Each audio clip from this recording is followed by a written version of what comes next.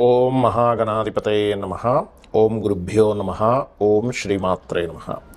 పరమేశ్వర స్వరూపమైనటువంటి జ్యోతిష, వాస్తు మరియు ఇతర అనేకమైనటువంటి శాస్త్రములను మనకు అందించినటువంటి మహర్షులకి నమస్కారం. హయగ్రీవ హయగ్రీవ హయగ్రీవేతి యో వదేత్ తస్య నిస్సరతే వాణీ జనుకన్యా ప్రవాహవత్. అరుణాం కరుణాతరంగితాక్షీం ధృతపాశాంకుశపుష్పబాణచాపాం అనిమాదిభిరావృతాం మయూకైః అహమిత్యేవ విభావయే భవానీం. శ్రీమాత్రే నమః. మనం ఈరోజు చెప్పుకోబోయేటువంటి అంశం ఏమిటి చూసుకున్నట్లయితే, సూర్య భగవానుడు మకర రాశిలోకి మకర సంక్రమణం 14 జనవరి ఉదయం 8:56 ప్రాంతంలో మారనున్నాడు. అయితే ఈ యొక్క మకర సంక్రమణంలో సూర్య భగవానుడు వెళ్ళేటప్పుడు ముఖ్యంగా ఆరోగ్య ప్రదాత మరియు పేరు ప్రఖ్యాతలు తెచ్చేటువంటి గ్రహము ఎంటర్ అయ్యేటప్పుడు ఈ సంచారం మూలంగా 12 లగ్నాల వారికి, లగ్నం తెలియని వారి రాశి వారికి ఏ విధమైనటువంటి మంచి ఫలితాలు రానున్నాయి, ఏ విషయాల పట్ల అక్కించి జాగ్రత్త వహించాలి, మరియు ఏ పరిహారం చేసుకోవాలి. ముఖ్యంగా మనకి సంక్రాంతి ఆ రోజు సంక్రమణం జరుగుతుంది కాబట్టి అందరూ కూడా వారి వారి యొక్క పితృదేవతలకి, తాతలకు, తండ్రులకి ఇట్లా ఉంటారు గతించిన వారికి స్వయం పాకం ఇస్తూ ఉంటారు. అందులో ప్రత్యేకంగా మీకున్నటువంటి సమస్య బట్టి ఎటువంటి పరిహారం, ఎటువంటి దానము చేసినట్లయితే ఆ సమస్య శాశ్వతంగా తొలగిపోతుంది అనేటువంటి విషయాలు మనం ఇప్పుడు తెలుసుకుందాం. వృశ్చిక లగ్నము, వృశ్చిక రాశి, వృశ్చికం వారి కనుక చూసుకున్నట్లయితే ప్రత్యేకంగా మీకు కలిగేటువంటి లాభాలు ఏమిటి ప్రస్తుతం చూసుకున్నట్లయితే, ఈ దశమాధిపతి మీకు రవి సూర్య భగవానుడు అవుతున్నాడు. ఈ సూర్య భగవానుడు ఎప్పుడైతే మీకు 3వ స్థానంలో సంచరిస్తుంటాడో, 3వ స్థానం అనేటువంటిది ఇంటర్వ్యూ స్థానంగా చెప్తూ ఉంటారు. దశమాధిపతి శుభుడే ఈ లగ్నానికి. అంటే ఉద్యోగాల కోసం చేసేటువంటి ప్రయత్నాలు ఏవైతే ఉంటాయో ఆ యొక్క ప్రయత్నాలు 10వ అధిపతి 3లో ఉండడము వల్ల మీకు ప్రత్యేకంగా ఉద్యోగ సంబంధించిన విషయంలో, గవర్నమెంట్ ఇంటర్వ్యూస్కి సంబంధించిన విషయంలో పాజిటివ్గా ఉంటుంది. దీంతోపాటు కొంతమంది చూడండి, ఏదైనా ఒక ఫ్యాక్టరీ కానీ అలాంటిది పెట్టుకొని గవర్నమెంట్ నుంచి కొంతవరకు మీరు ఎక్స్పెక్ట్ చేస్తూ ఉంటారు. అంటే అలాగా రుణం రావాలి, గవర్నమెంట్ ఏదైనా మనకి సబ్సిడీస్లో ఇస్తే బాగుంటుందని, అటువంటి గవర్నమెంట్ రిలేటెడ్ సంబంధించినటువంటి సబ్సిడీస్ లభిస్తాయి. ఇక్కడ సబ్సిడీస్ లభించడము, రుణాలు లభించడము, ఈ విషయంలో చాలా పాజిటివ్గా ఉంది. గవర్నమెంట్ జాబ్స్, రుణాలు, సబ్సిడీస్, శత్రువుపై కొంతమంది స్పోర్ట్స్ రంగాల్లో ఉండేటువంటి వారు స్పోర్ట్స్ పరంగా అద్భుతంగా కలిసి రావడం.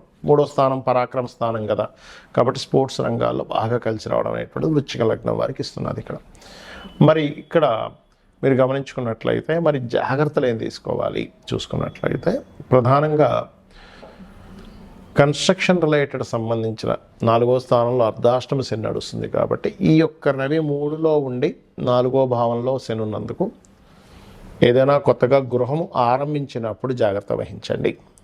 అది తాతగారు ఆస్తికి సంబంధించిన విషయంలోని, తండ్రి గారి ఆస్తికి సంబంధించిన విషయంలో, తాతగారు ఆస్తికి సంబంధించిన విషయంలో కొంత బంధువర్గం మూలంగా కొంత వాళ్ళు ఎవరో ఒకరు వచ్చి ఇబ్బంది పెడుతూ ఉంటారు. తండ్రి గారి ఆస్తికి సంబంధించిన విషయంలో ఎవరైనా స్త్రీ మూలకంగా కొంత తెలియని ఆటంకాలు జరుగుతూ ఉంటాయి. కాబట్టి ఈ యొక్క విషయంలో కొంత జాగ్రత్తగా ఉండండి.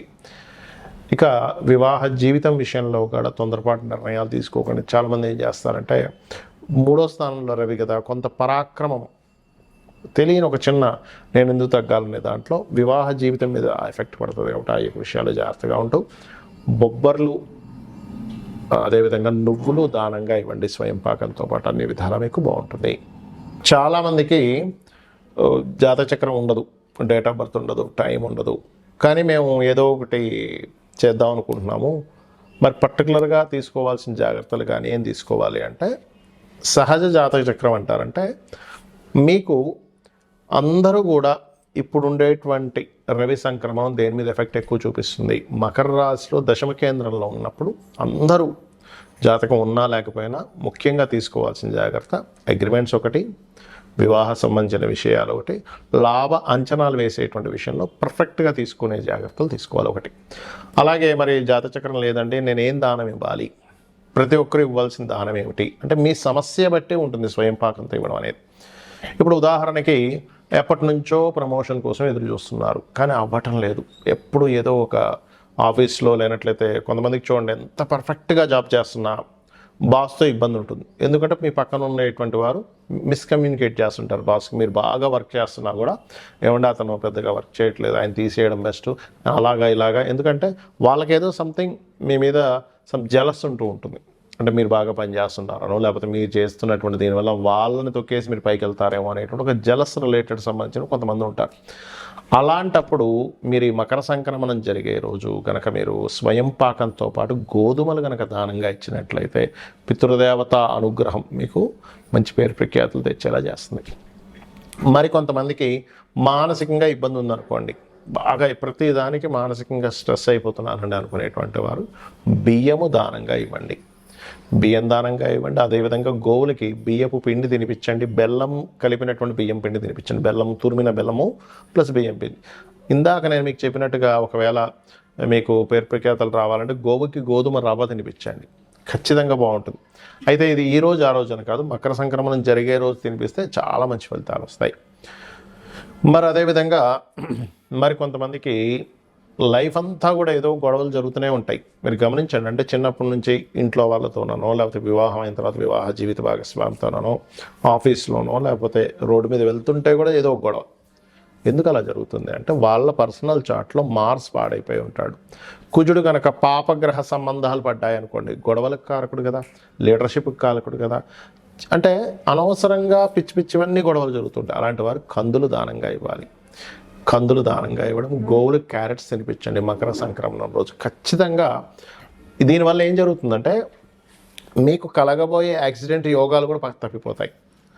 అదేవిధంగా మరి కొంతమందికి వ్యాపారం పెడుతూ ఉంటారు, కానీ ఆ వ్యాపారం అభివృద్ధిలోకి రాదు, ఎంతో కష్టపడుతుంటారు.